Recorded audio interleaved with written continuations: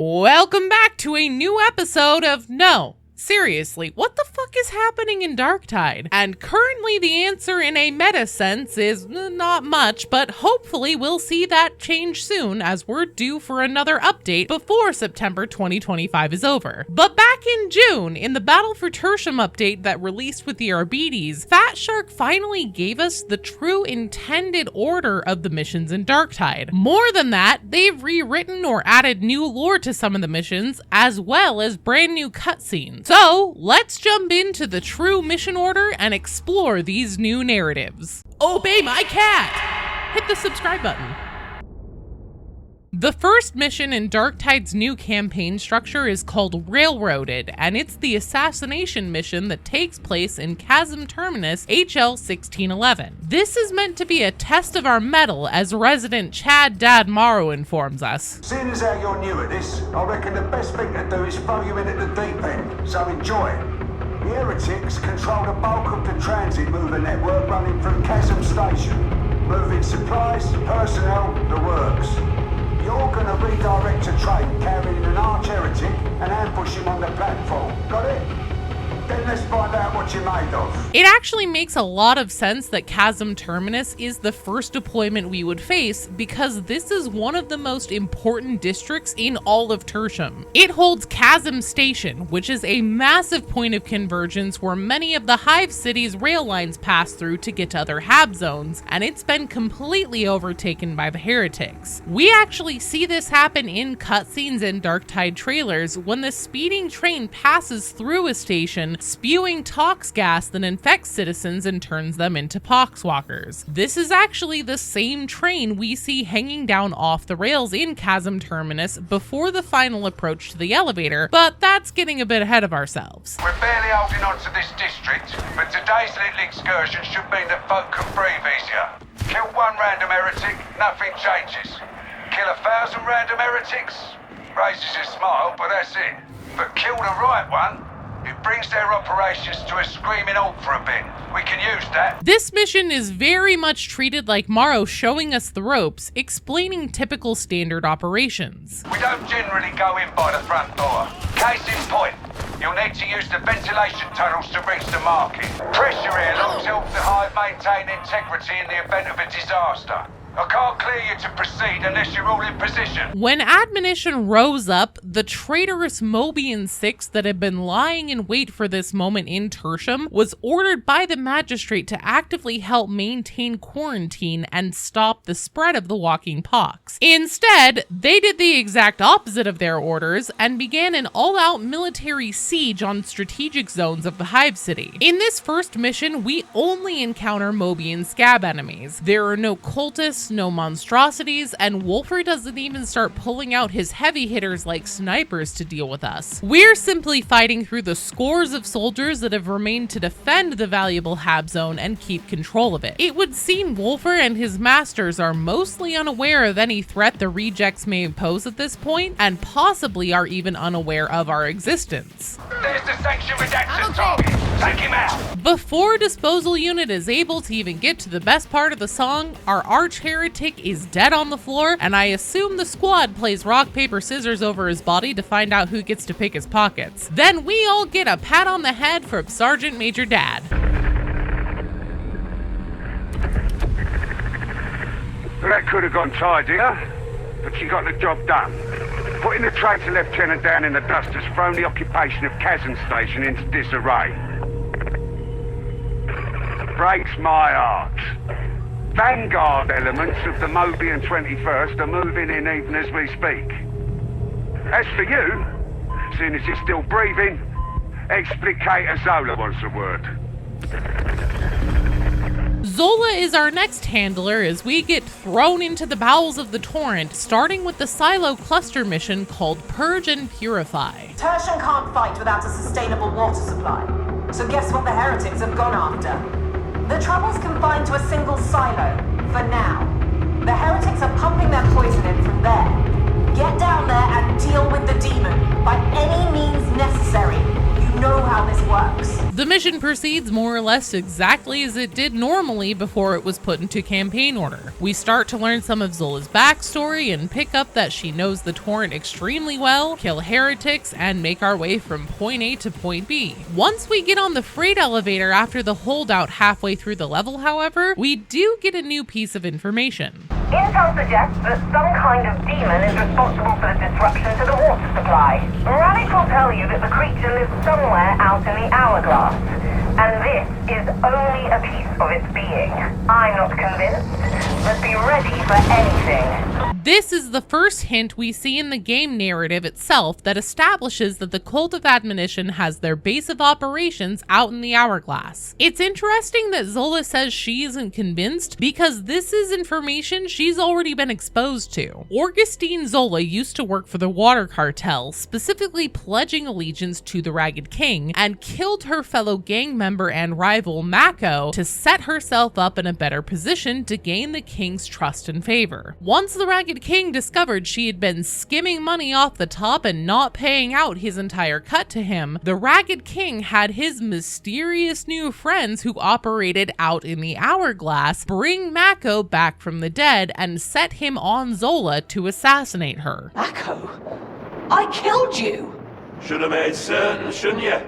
Like I'm gonna do. Mako, don't do anything rash. Rash!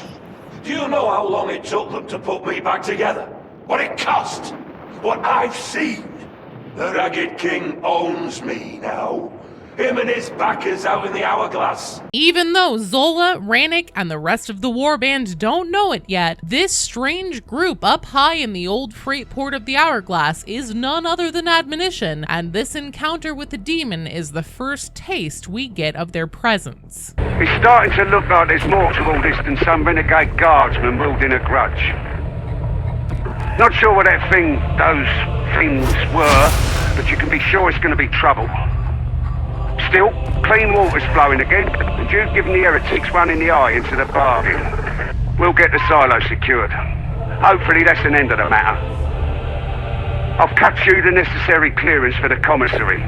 You've earned it. For now, we stay entrenched in the torrent, taking the fight more directly to our enemies and engaging in some espionage against them in the third mission, False Truths. There's a vast cogitator array hidden in the torrent. The heretics use it for gathering intel, so let's exploit that.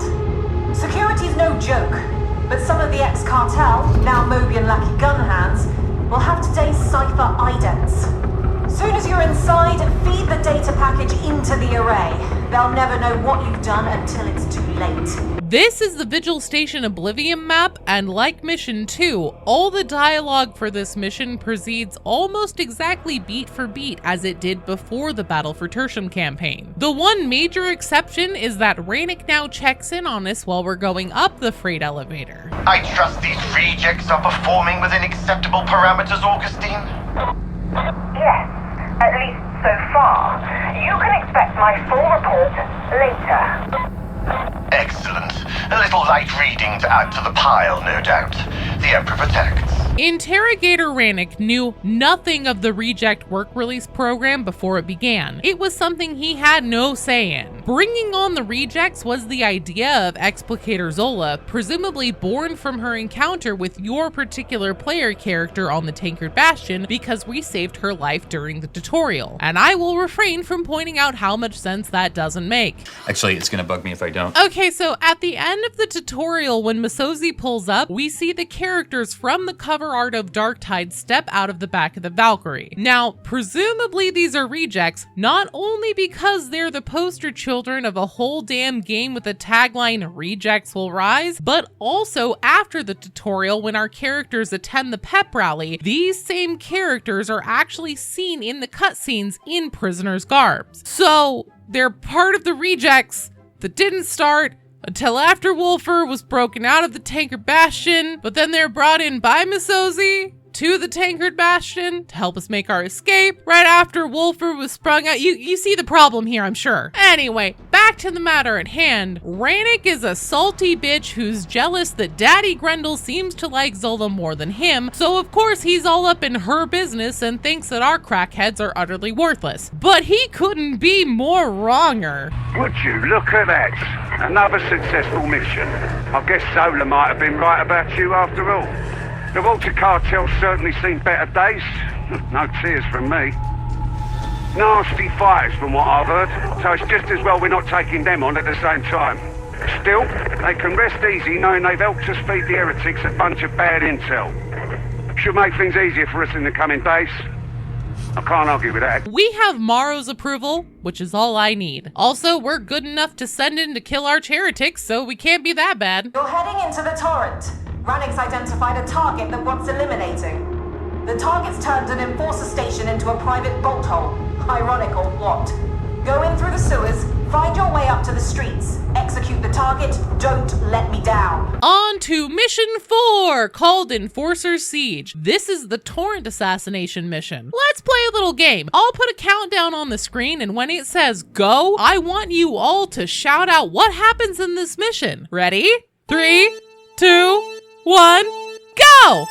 That's right! The rejects fight their way through the torrent, past the elevator that takes you to sublevel 4 because that's for a different day, then through the old prison while we learn more about how Zola lived in the torrent and worked for the water cartel. And then we kill another captain before disposal unit can get to the good part again.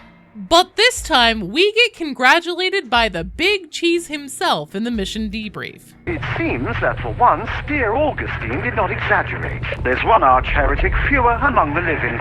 May the celebrations begin, etc., etc. I understand that the surviving water cartel have taken the opportunity to remonstrate with the heretics. I do so like a brawl with no winners. But don't even think that you'll be resting on your laurels. You're still scum, but you're useful scum.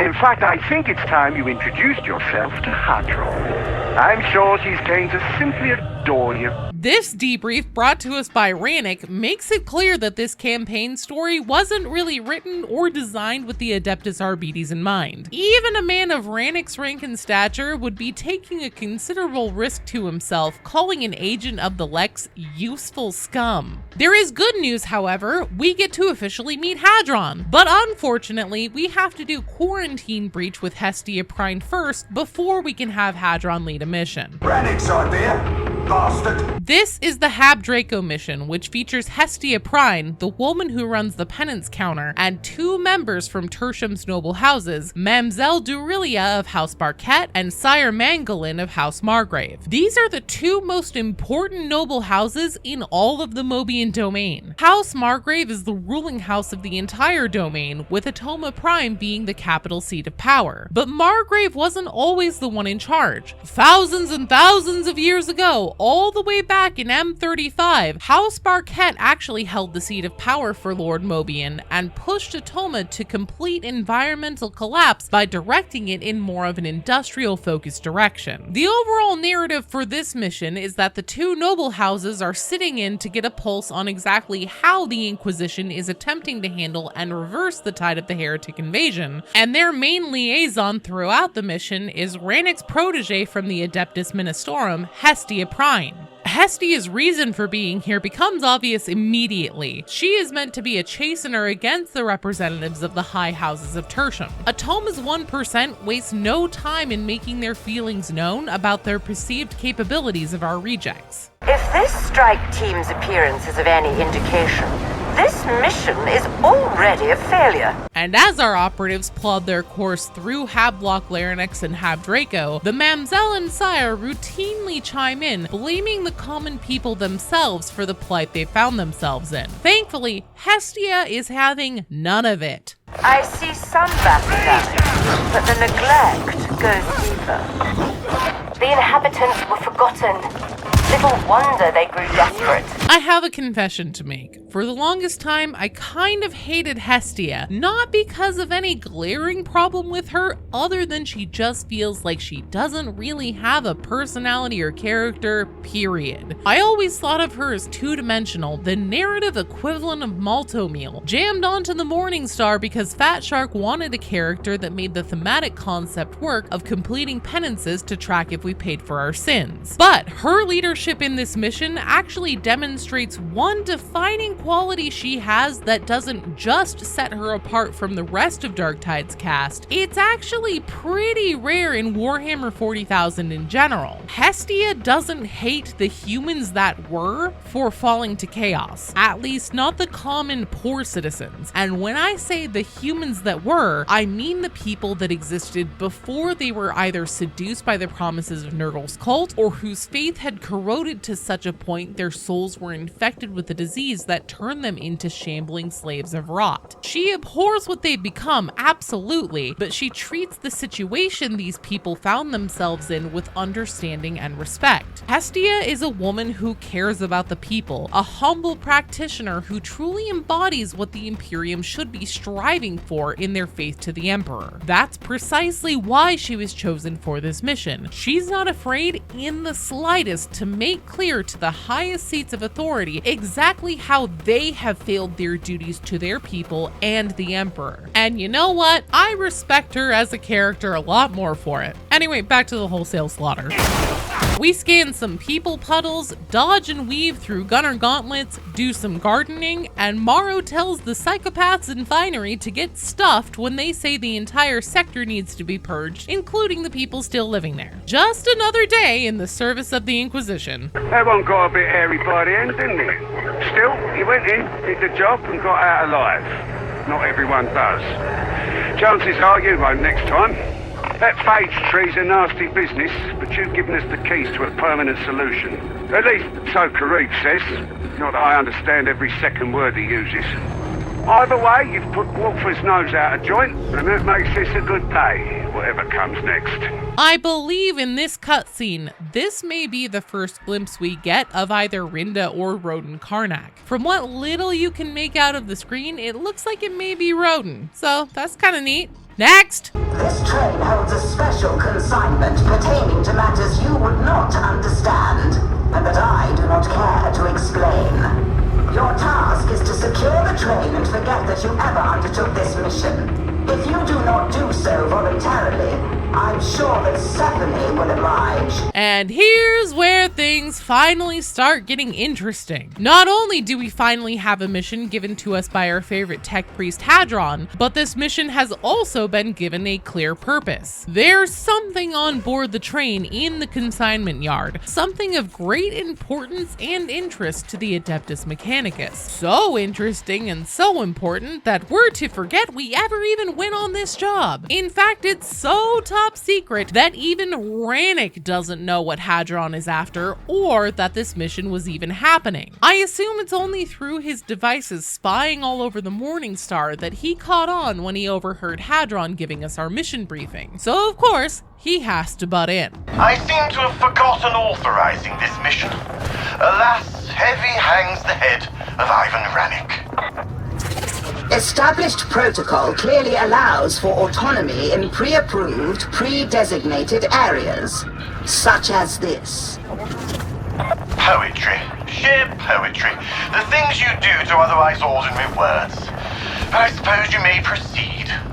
Obviously, the level plays exactly the same, except for that one bathroom that they changed just before the Arbites came out, which still has me baffled why Fat Shark added so much vertical space, but I'm no architect or game designer, so I'm going to move on with my life. We continue cleansing the unwashed masses, and Rannick continues to try and get Hadron to spill the beans. So, this prize, is it large, small, valuable perhaps? I have the distinct impression that you already know more than you should. But after we clear the yard and secure the payload, we do get a brief glimpse of what it at least looks like. I am told that careful use of compliments is an aid to morale. With that in mind, I am pleased to impart the knowledge that your performance was not as woeful as I might have otherwise expected. Am I doing it right? It is so hard to tell. No matter. Interrogator Rannick wishes to have one of his interminable conversations. Be gone. Should you seek additional training before your next deployment, Stephanie has begun a new initiative in the meat grinder. As far as I'm aware, there's still no resolution with what exactly was carried off the train for Hadron, and it's left as another mysterious loose thread. There is a small possibility that it might have something to do with the Clandestium Gloriana mission, since right after Consignment Yard, we actually get the cutscene introducing that one. Due to compromised flight path visibility, all military activities are suspended till sunup.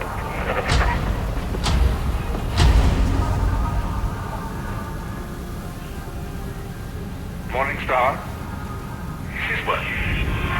Curse this antiquated Vox.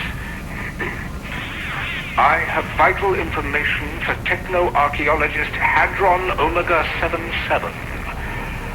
I know of a facility hidden in one of Tertium's interzone voids. It holds the lost secrets of forging true Moebian steel. How have I discovered this, you ask? A gentleman never boasts. But hurry. I fear the dastardly Moebian sixths are getting closer all the time.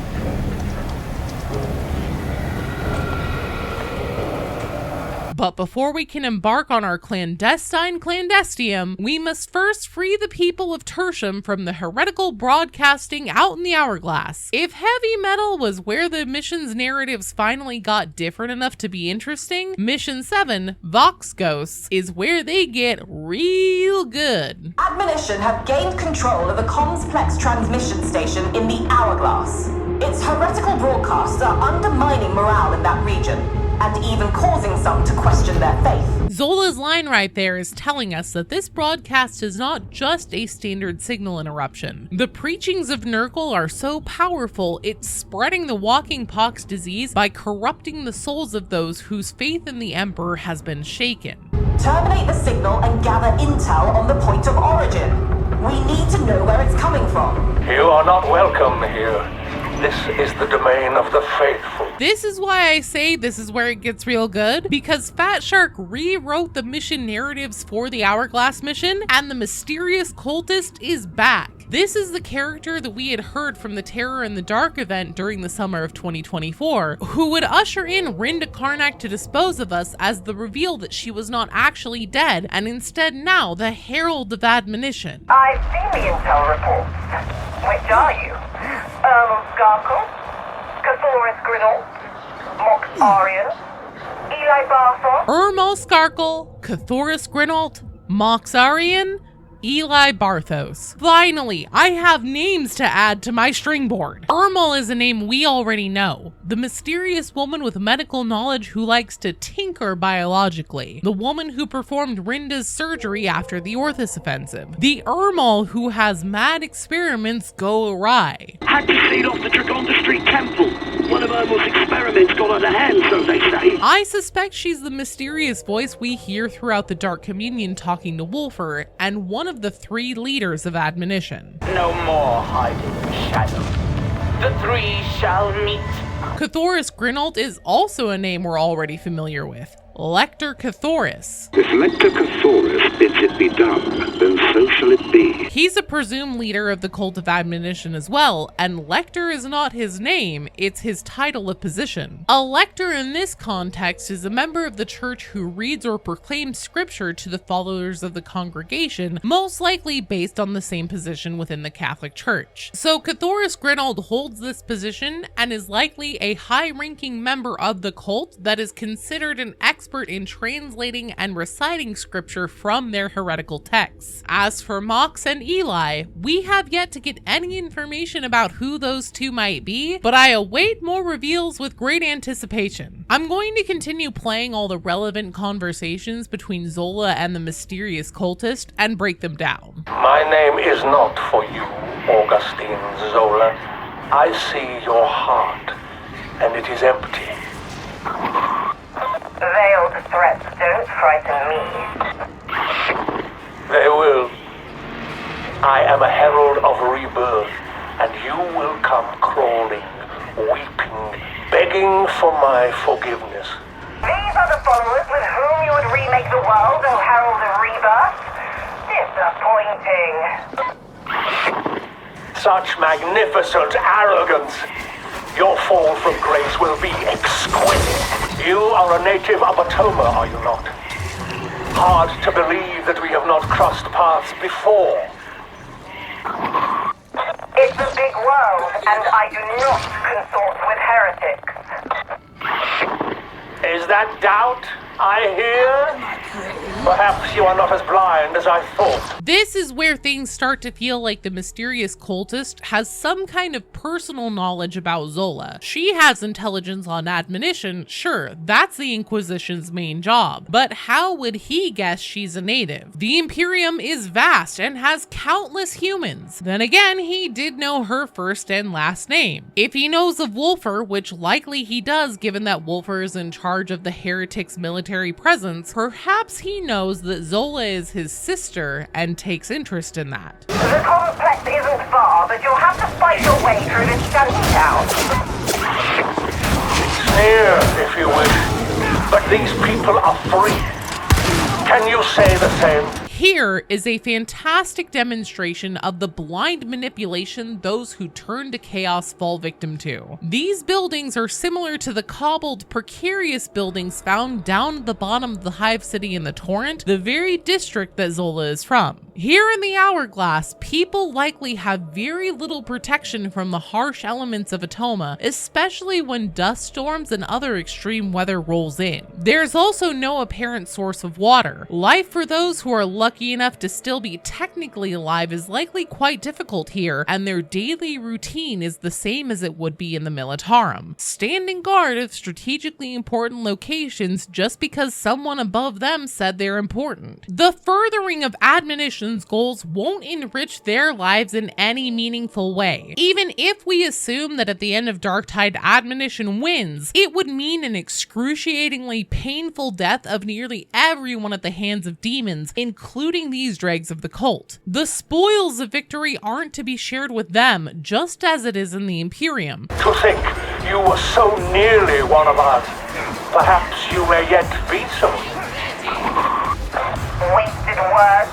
You do better to beg the Emperor for mercy. Now we can be certain this Mysterious Cultist knows much more about Zola personally than we originally thought. His jab at her about how she was so nearly one of them gives away that he knows she used to work for the Water Cartel. Zola was a trusted gang member of the Ragged King, and he ultimately made a deal with Admonition to grant them access to Tertium's water supply so they could spread the pox through tainted drinking water. After they achieved that goal, many of the Water Cartel either joined Admonition or were killed if they refused to fall in rank. This Mysterious Cultist knows how easily Zola could have walked a path similar to her brother. It is not too late to turn aside from your path, Augustine.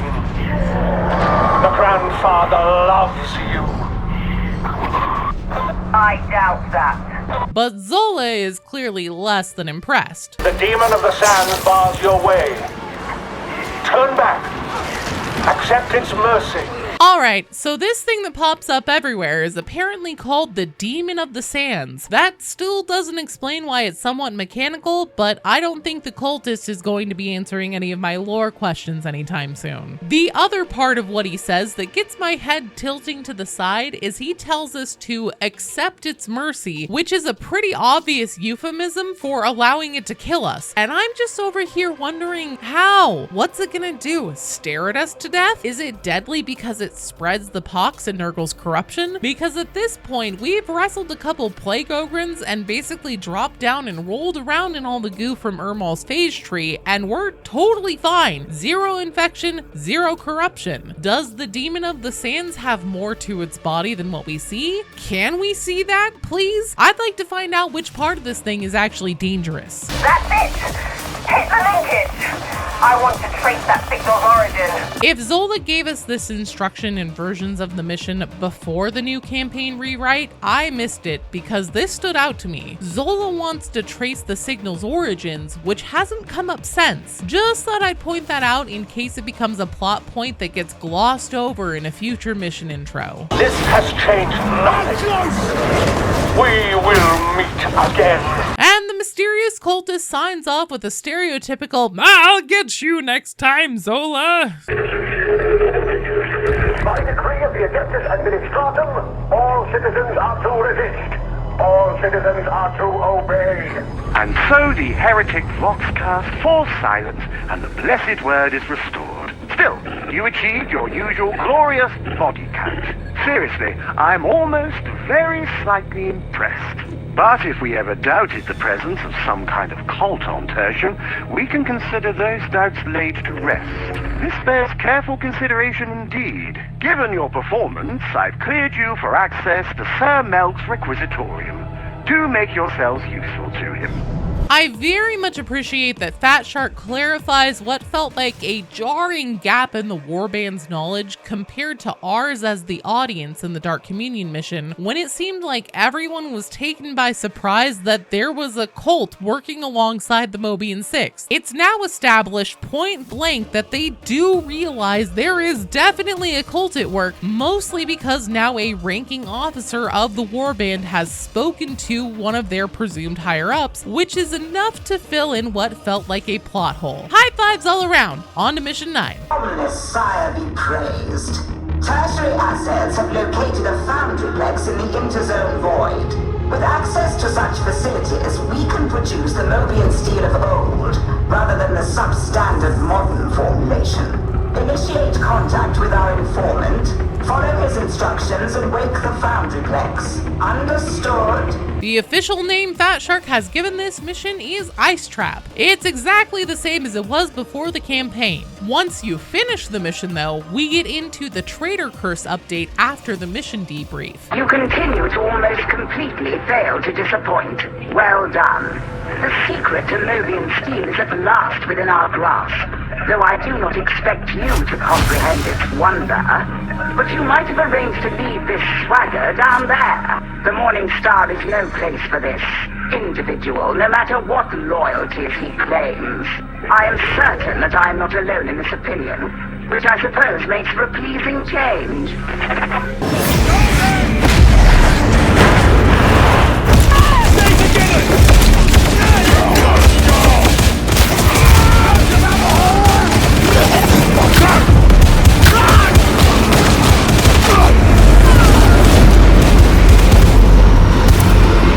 People of Tertium, hear me.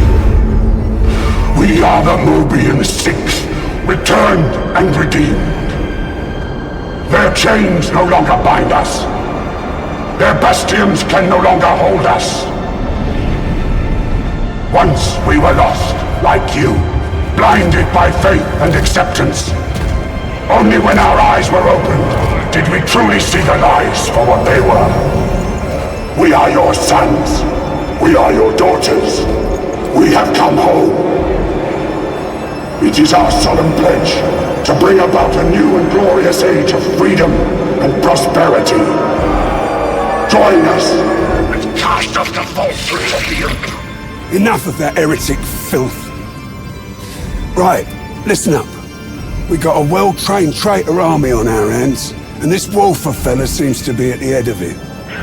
The Inquisitor's Wormwood agents have tracked their latest propaganda broadcast, giving us the location of their staging area. Two of Wolfer's lieutenants, the Karnak twins, are leading operations in Abzone HL 7004. The Carnival was never a nice area, but now the heretics are dug in like rats. Word is that some kind of stim is spreading through the streets, making those nasty buggers even nastier. See if you can turn the tide and get us a win on the board, eh? Right. You got your orders. Get out there and bring those heretics to their knees. But before we hit the Carnival District, Mission 9 takes us back to the Hourglass for the Refinery Delta mission, now called Pressure Cooker. Since we lost control of the Hourglass, light production has gone through the roof. Nasty business, no lie. I'll take it as a personal favour if you go in there and put a stop to their nonsense. Leave nothing breathing. By the way, the Vox is playing up. I've asked Adron to take a look, but don't expect anything to change. Do I see fresh recruits? Eager to learn more of the Grandfather's love? I wouldn't count on that if I were you. I have heard of you. The soul, always so certain in his orders. Me? I've put my faith in cold steel. Happy to show you if chance arises. And in keeping with tradition, every time Morrow opens his mouth, he's a stone cold Chad who just does not give a fuck. Your Emperor does not love you. Not as the Grandfather loves you. But my pay grade, that one. See? Alright, let's get through the interesting new voice lines this mission has for us. Intruders, I can offer you far more than this fool ever will. They owe me their lives. They don't owe you a damn thing. I would argue that we kinda owe Zola our lives a bit more, but then again, there is the fact we should be grateful that Morrow hasn't killed us in our sleep. I see you're at flow control. Allow me to arrange a proper greeting. Right, you know how this goes. Give the demon a good kicking so you can move on. I'm not impressed by this demon of the sands, by the way.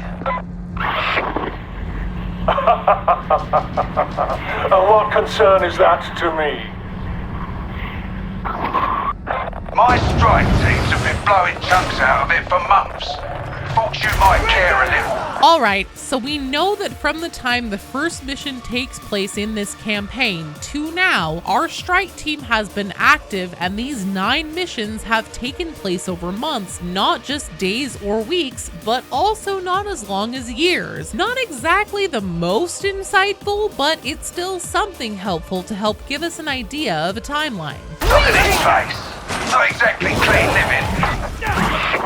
The Grandfather tends to their needs in a way Lord Margrave never could. This reiterates what we heard the Mysterious Cultist tell Zola during the Box Ghost missions. The bulk of the Dreg cultists that make up Admonition's forces are people that were being ground down, forgotten, and cast off by the upper echelons of society. Corpse starch fodder to keep Atoma producing its tithe in weapons and human bodies to send to the Militarum. They're the literal dregs of society, and the manipulative preachers spreading the truth of Nurgle's love and how they'll be treated with respect and reverence under a new god was exactly the poison they needed to hear to make them finally rise up and act in an attempt of grasping a better life. You know how this goes.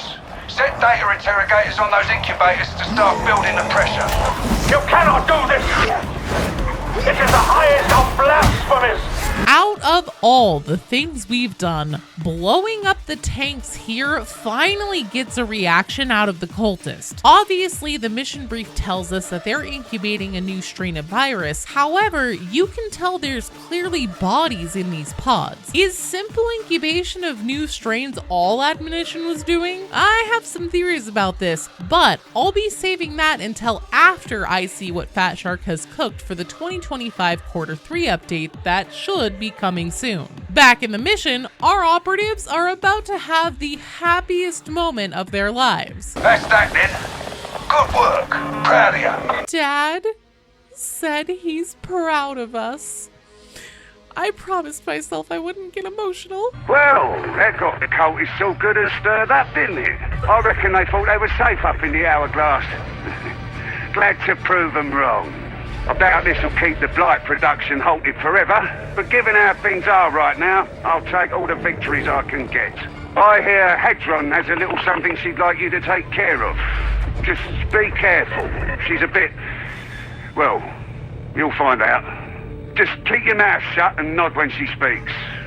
Trust me. You know, I literally just noticed this, but that is a small continuity error. The mission right before Pressure Cooker is the clandestine Gloriana mission, but at the end of Pressure Cooker, Morrow tells us to report to Hadron for a mission. She's not the one who directs the first Carnival mission, so I definitely think that was supposed to be a reference to Gloriana. Anyway, speaking of Hadron, we find out a little tidbit of information about her in this cutscene. She's from Forge World Urdesh, which during the Horus Heresy was actually held by the Dark Mechanicum. It was retaken by the Imperium by the end of the conflict, so there's definitely no way Hadron has connections herself to the Dark Mech, but still, it's an interesting little nod to the secretive, heretical portion of our mostly metallic friends that I've long suspected are involved somewhere in Darktide. Alright, we've still got 8 missions to get through, so let's get moving. Carnival Part 1! You're heading down into HL 7004, known as the Carnival in the local lingo.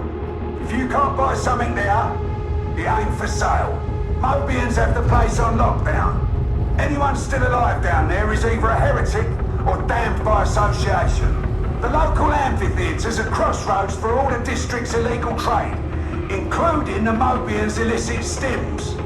They could be connected to the Blight, so we want a sample for study. You fight through the carnival, make it to the amphitheater, open the roof so a Valkyrie of Moebian 21st can come in and lock down the area, and secure a sample of stims suspected of secreting I can't think of another word that starts with an S. The stims are tainted with pox is what I'm trying to say.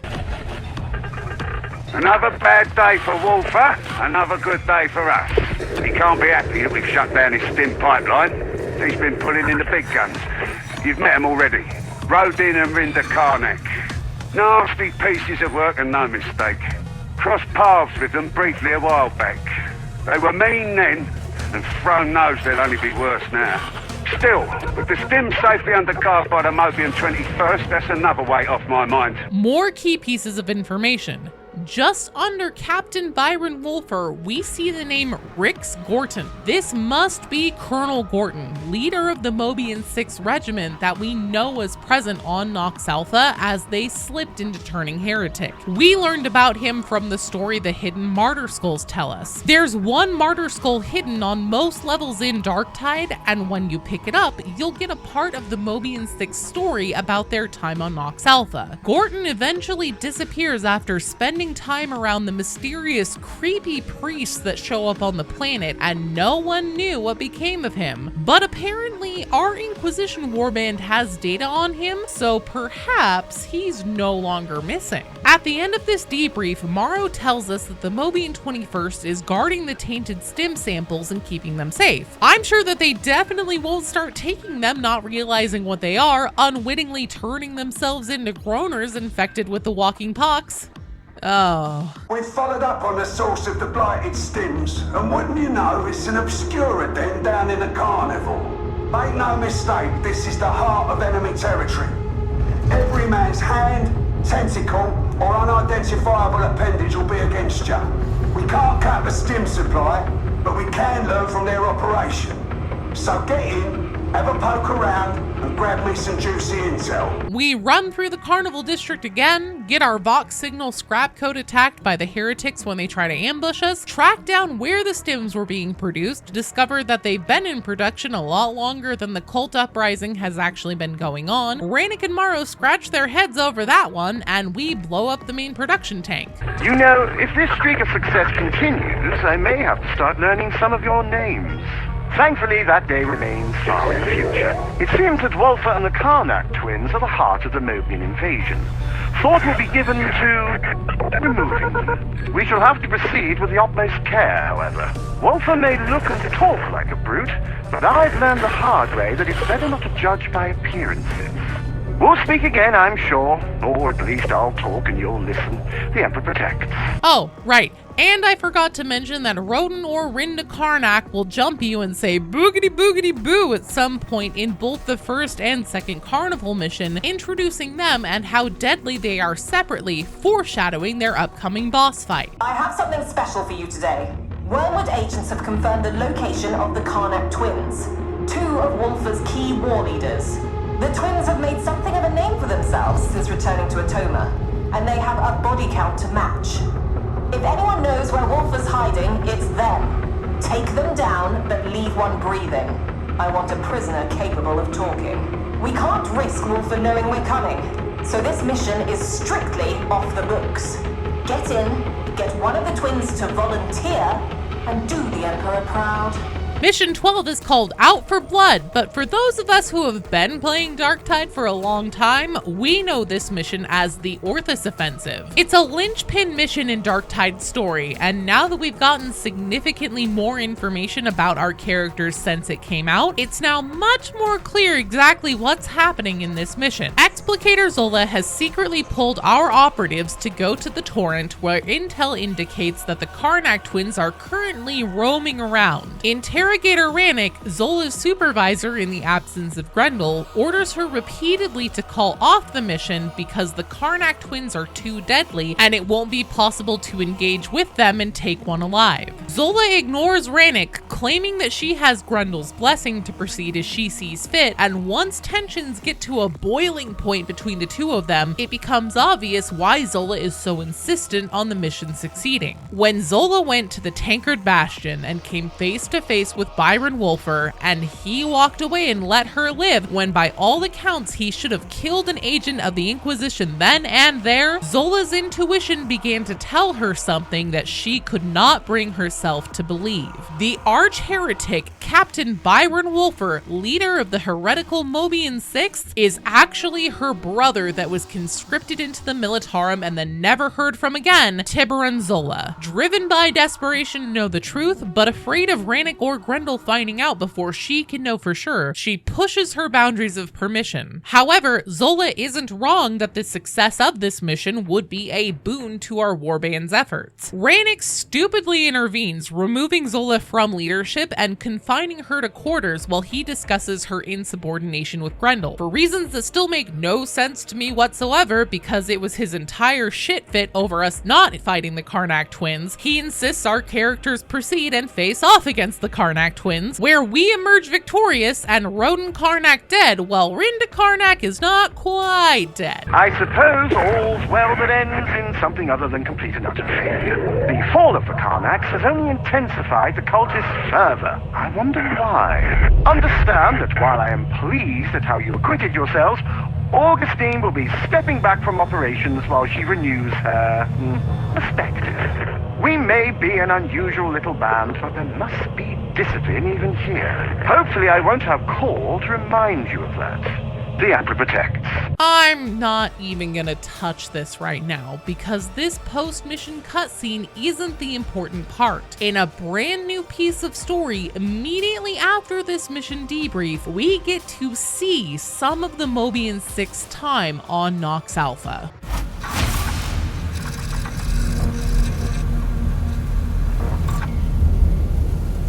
The Moebian 6th Infantry Regiment were ordered to Nox Alpha, a death world in the outer Moebian fringe, to quell an unknown uprising plaguing the planet. 50,000 of the Emperor's finest men and women. We had no idea what we were up against. Captain, are these dogs ready to die? Yes, sir.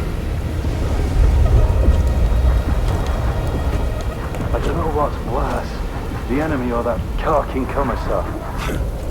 I guess we'll find out soon enough. Now quiet down.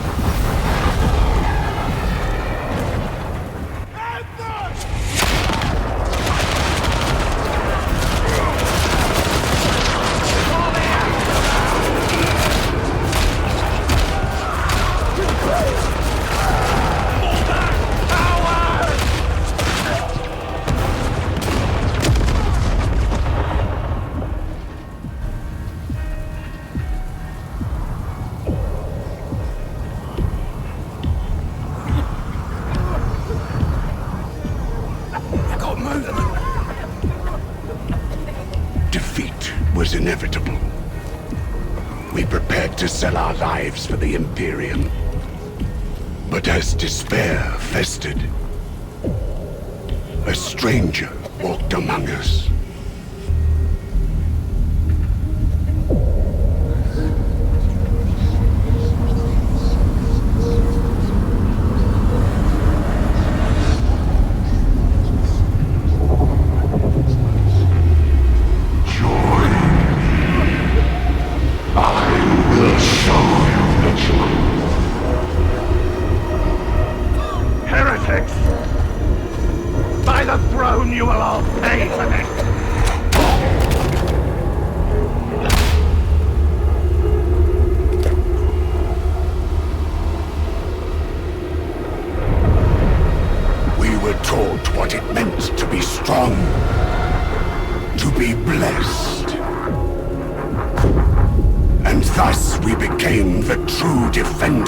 Humanity.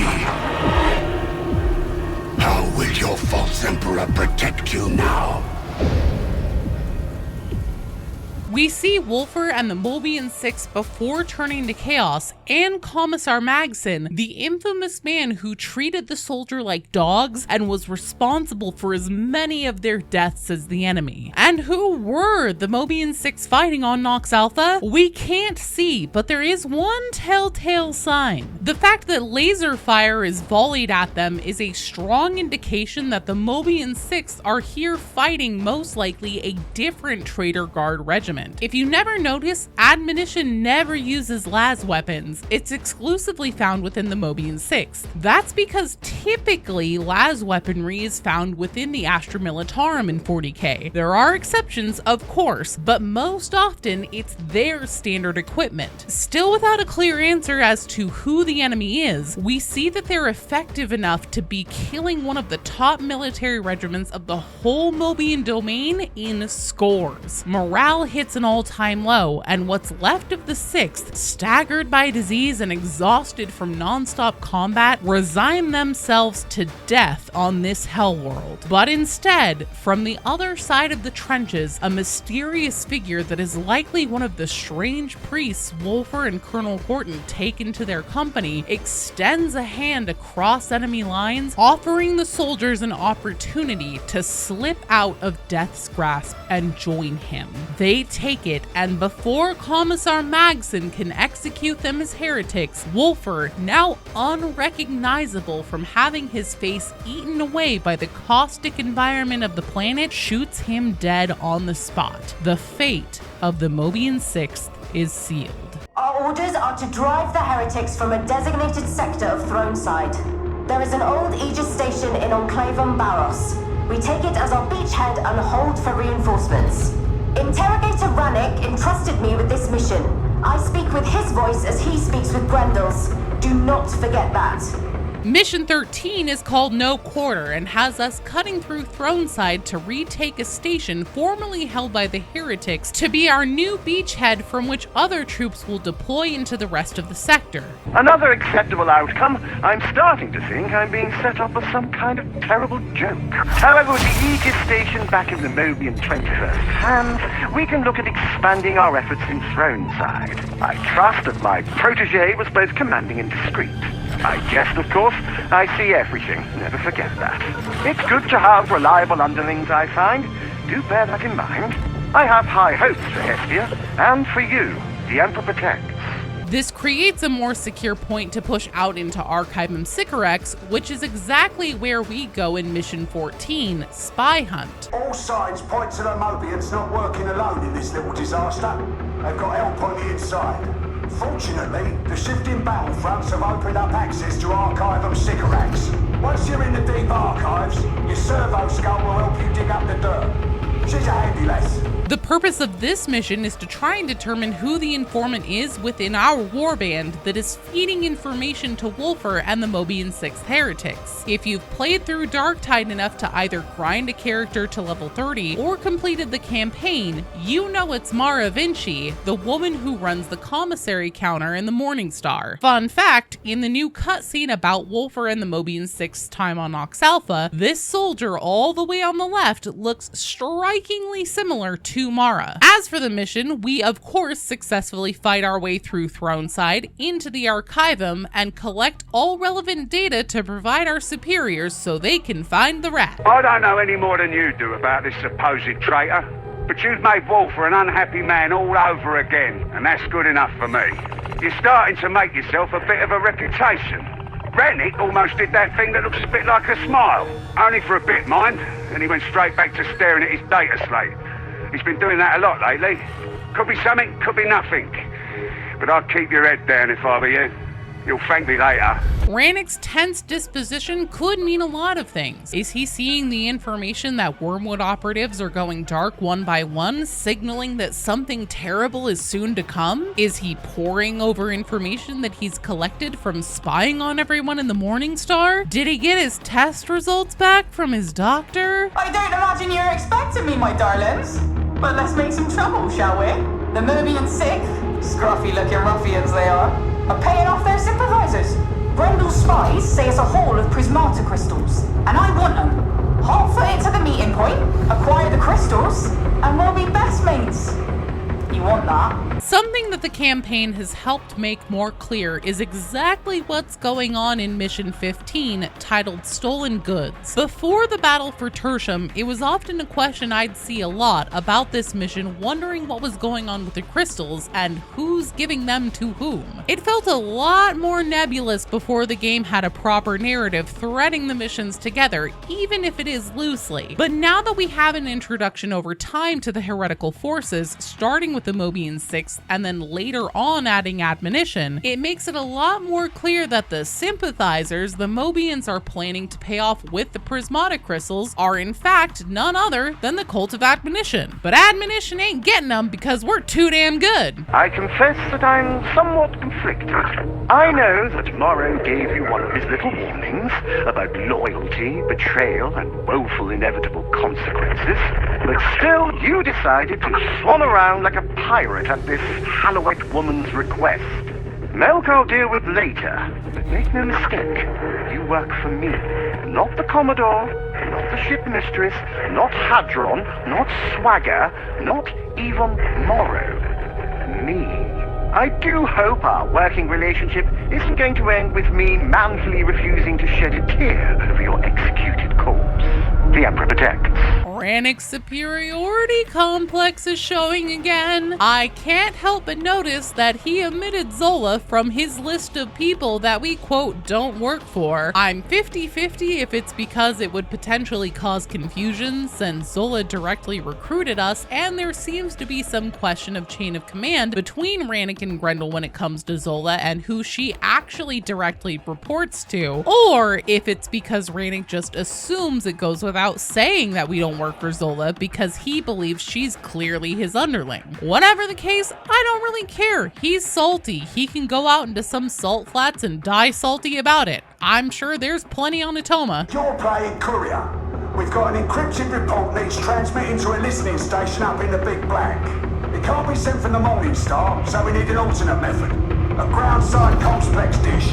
Said dish is on top of Archivum Sycorax deep in contested territory, so at least you'll not be bored. Second to last mission, Mission 16, Hidden Signals. We're on an adventure to send off some kind of top secret message using the relay station on Archivum Sycorax because Grendel doesn't trust it being sent from the Morningstar. Why? Well, I assume it's because the message contains highly sensitive data and there's still a traitor on board that they haven't found. What kind of highly sensitive data? I'm so glad you asked. In the mission debrief cutscene, we actually catch a glimpse. The signal's away and our report with it. I don't know who it's for. Rannick's playing things even closer than normal right now. I reckon he's taking Zola's moment of initiative harder than he pretends. He's not one to trust easily, so even small betrayals cut deep. That's what comes from overthinking things. Still, at least Zola's still breathing. Doesn't always end that way with Rannick. But the war goes on and we're playing our part. That's what soldiers do. So hold your heads high until I call for you again, yeah? Right here, we can make out some of the words of the message being transmitted. Deployment log, Terminator squads, and Recon Scout drone class. The fuck does that mean? I've already covered this at length in a video just about this portion of the cutscene, so go check that out if you haven't seen it yet. I do plan on talking about it again at length in a couple weeks after we see what this fall update for Darktide has in store for us, but suffice to say, I think we're seeing some flashing neon signs that shit is about to get super real in Tertium. Last but not least, we come to the most important mission in Darktide's narrative thus far, Mission 17, the Dark Communion. Recent developments with the Moebian 21st have reinforced the need to put an end to the distribution of the blighted stims once and for all. You're to insert into the carnival, specifically in the vicinity of the Cathedral of Messalina Vengeant. Don't get any ideas. This district's just as squalid as the rest of it. All intel points towards the cathedral itself as being the next waypoint in this squalid little trail. Advance, investigate, and await further instructions. That'll be all. Again, I think we're all deeply familiar with how this mission proceeds at this point. We get a double narrative where Zola and her brother, Byron Wolfer, aka Tiburon Zola, are the main focal characters from two different perspectives, as they have to confront the friction built between them and the superior they're forced to answer to. Zola's is the first interaction we've seen between her and Rannick since the Orthus offensive. Morrow foreshadowed Rannick's cut pride in the last mission debrief cutscene, and in the Dark Communion, we see Rannick doing a bit of mental gymnastics to avoid the fact that he's now in a position where he is eating crow, because Zola was 100% right that trying to capture one of the twins and intervene on Wolfer's operations was the correct course of action. Meanwhile, Wolfer is now in the position where Zola was in the Orthus offensive, arguing against a superior that won't listen to reason and let him lead his forces. Instead, the female mysterious voice insists on goading him the entire time, interfering with orders and splitting his forces while ignoring that her own cultists and monstrosities don't fare any better against our operatives either. As we make our way through a basement, we catch a glimpse of the location from the Grim Protocol's narrative trailer where Wolfer came to realize that Rinda Karnak is still alive. This is the room where we see the ritual circle Rinda was standing next to while speaking to Wolfer, and we're told another ritual took place here. That seems to imply Rinda had her own ritual performed here, either just before or just after her conversation with Wolfer, finishing her ascension to Herald of Admonition. It all comes to a head when we storm the cathedral and come to find that Admonition was on the precipice of succeeding to summon the entity of a great unclean one and bind it into the dead body of Roden Karnak, allowing the greater demon to walk the physical world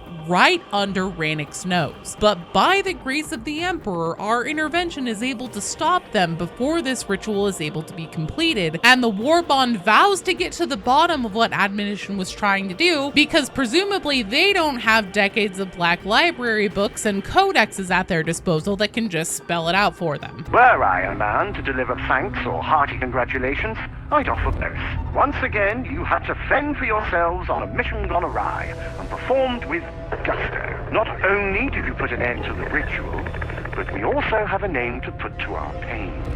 Admonition.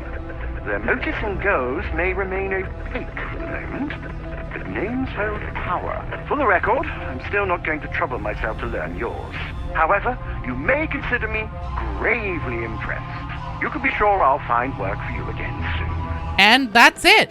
That's all the missions we have in the Battle for Tertium campaign thus far. Interestingly, we are missing some entries that have all been in Darktide since the game launched. The missing missions are Chasm Logistratum in HL 1611, Chasm Terminus Zone. This is the mission that ends with us having to carry special munitions off two trains across the map from each other and load them into a container before extracting. Power Matrix in HL 1736, which is Metal Fab 36, Cultists. This mission ends with us having to carry cryonic rods to restart the cooling system for the Metal Fab zone. There's smelter complex also in the Metal Fab 36 zone. This mission is actually quite interesting because in Darktide's history, it makes the most sense for us to have done it twice. Once to regain control of the smeltery from heretic forces and clean the demon from it so it can begin functioning as a production facility again, and then a second time after Clandestium Gloriana because the smelter complex has been retrofitted to produce true Moebian steel. Why not just use the existing facility in Gloriana that's meant to do that job? I honestly couldn't tell you. I don't write the missions, I just report them. And lastly, Excise Vault, the last of the Hourglass missions, is also missing from the campaign roster. This finale is the one where you have to open 3 different vaults and search them for sample containers of new pathogens, and then load them all into the slots in the central column simultaneously if you want the damn penance for it. I have high hopes that they will add this one to the campaign, since the other 2 Hourglass missions have been rewritten to include new information about Admonition through the Mysterious Cultist. So, now we know the true intended order of most of the full-length missions of Darktide and what they do to forward the plot of the game. But so far for 2025, we have had a conspicuous lack of new missions. We've never gone this long without a new mission before. It's genuinely starting to worry me a little. To keep up to date on what's happening with the lore of Darktide, or to find a super rad group of nerds to play in strike teams with, subscribe to my channel and join our Discord server. And of course, you'll also be informed of the next episode of No,